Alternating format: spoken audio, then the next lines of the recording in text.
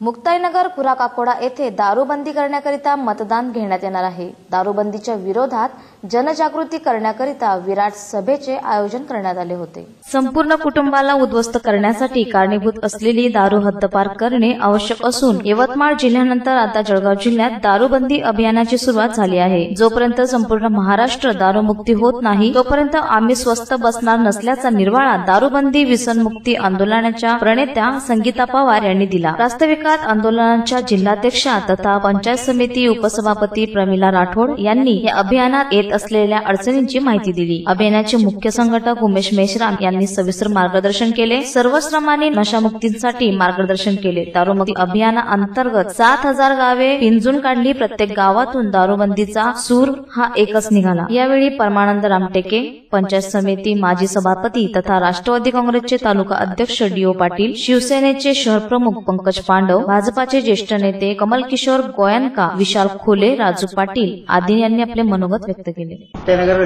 तालुक्यामध्ये जी आता पुण्याला जी सभा झाली त्याच्यामध्ये तुम्ही कालच्या भाषणामध्ये बोलले की आम्ही फक्त पुरा गाव किंवा एक एक जिल्हा न बंद करता पूर्ण महाराष्ट्र दारूबंदी करणार, तर याच्याबद्दल तुम्ही पुढे काही सांगू शकता का आणखी?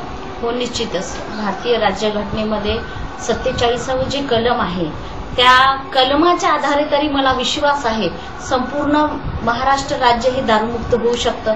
त्याचीच प्रचिती आता तुम्हाला आली असेल की या 47व्या कलमानुसारच याचाच आधार घेऊन तिथे नितीश कुमारांनी संपूर्ण बिहार हे दारूमुक्त केलेलं आहे।